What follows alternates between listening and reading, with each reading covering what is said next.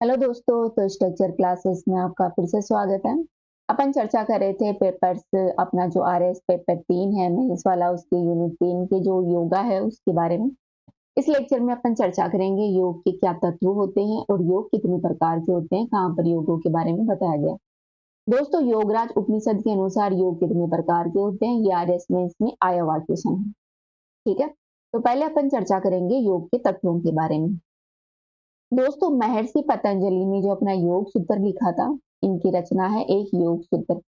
इस योग सूत्र के अनुसार योग के इन्होंने 8 अंग बताए थे, जिन्हें अष्टरथ या फिर अष्टांगिक योग के नाम से जाना जाता है। ठीक है, जहाँ योग प्रधान क्रिया का नाम है, प्रधान क्रिया की निष्पत्ति अप्रधान क्रिया के 8 अंगों के एक साथ संपादित करने पर फलीभूत होती है। ठीक है दोस्तों, योग के 8 अंग है: यम, नियम, आसन, प्राणायाम, प्रत्याहार, धारणा, ध्यान और समाधि। पतंजलि योग सूत्र में ये श्लोक दिया गया है: यम नियम आसन प्राणायाम प्रत्याहार धारणा ध्यान समाध्यो। और ये जो दे रखा है शब्द, ये 8 अंग बताए गए हैं योग के महर्षि पतंजलि ने। अष्टांगिक योग के अनुसार इन जो योग तत्व है इनको 2 भागों में बांट सकते हैं अपन। एक तो बहिरंग योग हो गया और एक अंतरंग योग हो गया। बहिरंग में आते हैं यम, नियम, आसन, प्राणायाम और प्रत्याहार। ये 5 नियम है वो शामिल हैं। और वहीं अंतरंग में आते हैं धारणा, ध्यान और समाधि। अंतरंग का उद्देश्य आत्म जागृति और विवेक विवेक प्राप्ति करना। इन तीनों में महर्षि पतंजलि ने संयम का, इन तीनों को मिलाकर धारणा, ध्यान और समाधि को मिले जुले रूप को संयम कहा जाता है। ठीक है, वही बहिरंग योग है जिनमें यम, नियम, आसन, प्राणायाम और प्रत्याहार इंक्लूड है। इनका उद्देश्य होता है बाहरी तौर पर मानव जीवन का शुद्धिकरण करना। इसमें क्रमशः गाइज सामाजिक, व्यक्तिक, शारीरिक, प्राणिक और जो अपनी इंद्रगत शुद्धियां हैं उनको किया जाता है। ठीक है दोस्तों, इनके एक एक बारे में देखिए कि यम का मतलब क्या होता है। यम यानी सामाजिक अनुशासन, नैतिकता, व्यक्ति का जैसा कैसा क्या कुछ व्यवहार होता है उसमें संयम कैसा कुछ होता है वो यम में इंक्लूड होता है। जैसे व्यक्ति कितना दयालु है, कितना ईमानदार है आदि के दिशा निर्देश इसमें इंक्लूड होते हैं। वही नियम में क्या होते हैं, व्यक्तिगत अनुशासन हो गई, व्यक्ति कैसे नियमों की पालना करता है, जैसे कि व्यक्ति कितना स्वच्छ रखता है, स्वच्छता बनाए रखना और संतुष्ट रहना, ये होते हैं नियम। आसन से मतलब होता है अपने शरीर को मानसिक रूप से दृढ़ करना, शारीरिक रूप से लचीला बनाना और प्रतिदिन योगाभ्यास करना। ठीक है, प्राणायाम यानी श्वास पर नियंत्रण करना। श्वसन तंत्र होता है जो अपना जो श्वास वगैरह लेते हैं उस पर प्रभुत्व स्थापित करना। इससे मन और शरीर में शांति बनी रहती है। ठीक है गाइस, फिर प्रत्याहार की बात करें। प्रत्याहार का मतलब होता है व्यक्ति की जो इंद्रियां होती है, श्वास, स्पर्श, गंध, दृष्टि, श्रवण आदि जो इंद्रियां होती है उनको कंट्रोल करना प्रत्याहार में इंक्लूड होता है। विधारणा में आता है मन का फोकस, मन की एकाग्रता, मन को स्थिर करना और एकाग्र करना, ये धारणा वाला नियम है। ध्यान की बात करें, ध्यान का मतलब होता है आत्म अवलोकन, अर्थात आत्म मनन और जो अपन मेडिटेशन वगैरह करते हैं वो ध्यान है। लास्ट में आता है समाधि, अर्थात आनंद और शांति की प्राप्ति। गाइस, समाधि है वो शांति और प्रसन्नता की अंतिम स्थिति होती है। ठीक है, ये योग का अंतिम लक्ष्य होता है जहां पर आप पूरी तरह से आनंद और शांति का अनुभव करते हैं। ठीक है, ये आप चित्र के माध्यम से भी समझ सकते हैं कि अष्टरथ कौन कौन से हैं। यम यानी सामाजिक अनुशासन, नियम यानी व्यक्तिगत अनुशासन, आसन यानी जो अपन आसन वगैरह करते हैं, प्राणायाम यानी अपना जो सांस वगैरह लगते हैं उस पर नियंत्रण, प्रत्याहार यानी अपनी इंद्रियों पर नियंत्रण, धारणा यानी एकाग्रता करना, ध्यान यानी चिंतन करना, आत्मावलोकन करना, समाधि यानी परम आनंद की प्राप्ति, परम अनुभव का प्राप्ति करना। ठीक है गाइस, यहाँ पर अपन यम के बारे में भी विस्तार से चर्चा करते हैं। दोस्तों, अष्टांगिक योग के अनुसार दूसरों के साथ सुखमय जीवन व्यापन करने के लिए 5 महत्वपूर्ण दिशा निर्देश दिए गए हैं, जिसमें सामाजिक अनुशासनों को यम कहा गया है। ठीक है, यम है वो अष्टांगिक योग का गाइस प्रथम अंग है। इसे महावर्त भी कहा जाता है। ठीक है, इसमें 5 भेद है: अहिंसा, सत्य से, ब्रह्मचार्य, परिग्रह, यमा। इसमें अहिंसा, सत्य, असत्य, ब्रह्मचर्य और अपरिग्रह इंक्लूड है। अहिंसा का मतलब होता है दयालु होना, किसी भी जीवित प्राणी को कष्ट न पहुंचाना, जैसे कि पौधे, जानवर आदि होते हैं, उनको कष्ट न पहुंचाना, ये अहिंसा का मतलब होता है। ठीक है। फिर आता है सत्य, हमेशा सच बोलना, ईमानदार होना। असत्य आपको सिखाता है कि जिन वस्तुओं और चीजों पर आपका स्वामित्व नहीं है, उन पर आप अधिकार ना करें। ठीक है, उन्हें ले लेना चाहिए।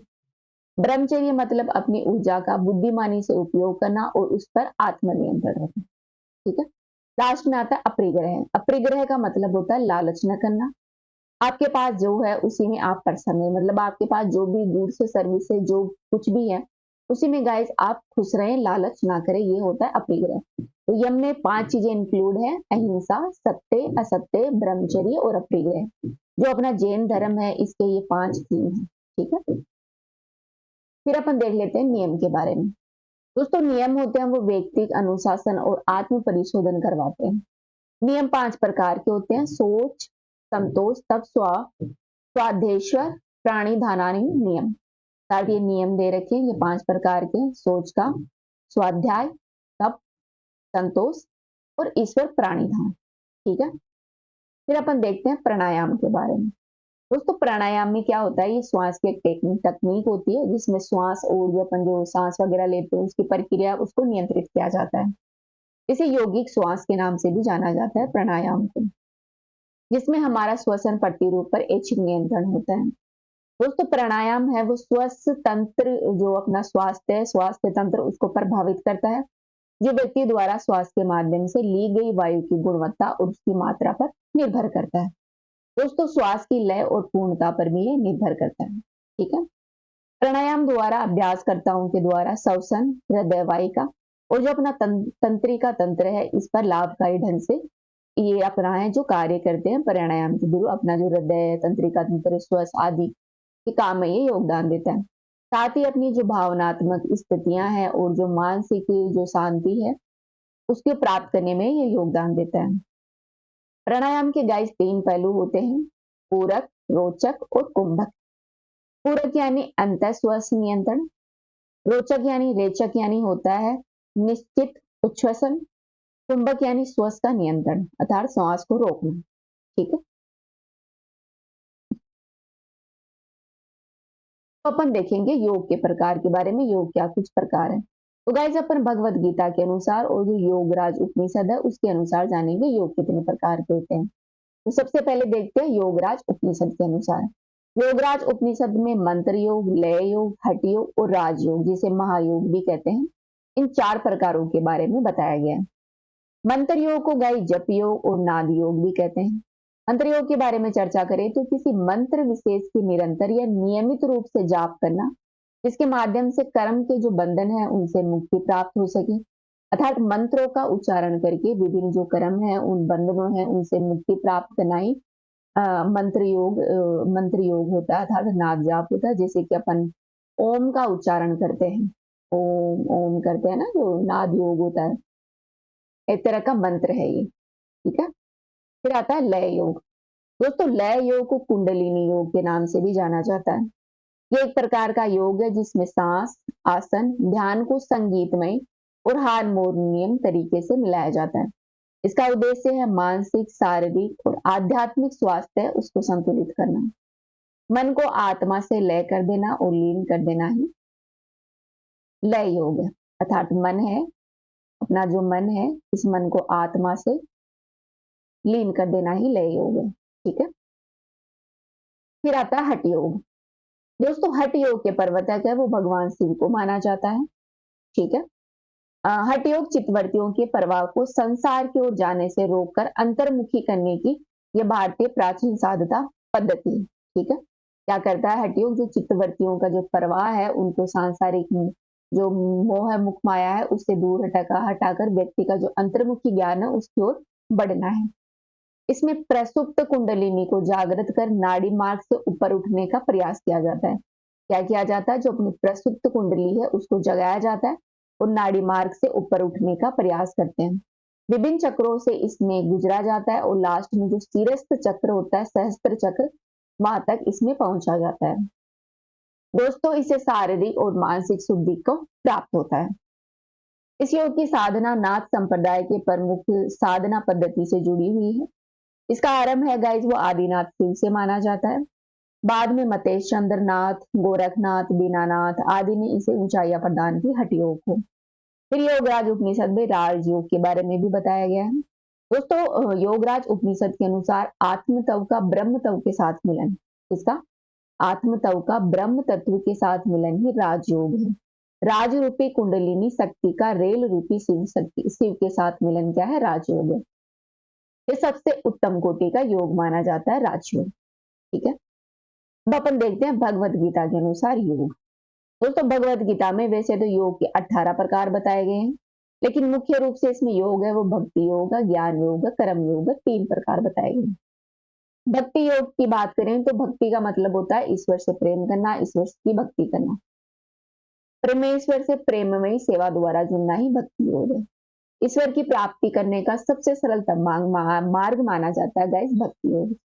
ईश्वर के प्रति संपूर्ण समर्पण भाव है वो भक्ति है। स्वामी विवेकानंद का भक्ति योग के बारे में कहना है कि सच्चे और निष्कपट भाव से ईश्वर की खोज करना ही भक्ति है। ठीक है, वही इसमें ज्ञान योग के बारे में बताया गया। ज्ञान योग यानी इसे कर्म संन्यास के नाम से भी जानते हैं। ज्ञान योग वह साधना है गाय जिसमें सर्वोच्च अवस्था की प्राप्ति है वो ज्ञान मार्ग से होती है। व्यक्ति को जो भी सर्वोच्च अवस्था प्राप्त करना है वो व्यक्ति ज्ञान मार्ग से प्राप्त करता है, और वह सभी साधनाएं जो ज्ञान का माध्यम मानकर व्यक्ति को प्राप्त होती है वो ज्ञान योग कहलाता है। ठीक है, ज्ञान योग क्या है? ज्ञान के माध्यम से योग की प्राप्ति, लक्ष्य की प्राप्ति ज्ञान योग है। फिर आता है कर्म योग। कर्मों में कुशलता का नाम ही गाइस योग है। इसका तात्पर्य है कि हमें इस प्रकार के कर्म करने चाहिए ताकि इससे उनके बंधन में ना बंधे। अर्थात व्यक्ति को कर्म करते रहने चाहिए, कर्म भी ऐसे करने चाहिए कि वो उनके बंधनों में ना बंध जाए। ठीक है, तो ये हो गया भगवत गीता के अनुसार योग के प्रकार: भक्ति योग, ज्ञान योग, कर्म योग। योगराज उपनिषद के अनुसार योग होते हैं मंत्र योग, लय योग, हठ योग, राजयोग, 4 प्रकार के। ठीक है, तो ये अपन ने आज चर्चा की योग के तत्व के बारे में और योग के प्रकार के बारे में। इस तरह योग का जो टॉपिक है वो कंप्लीट होता है। तो इस वीडियो में इतना ही। Thank you.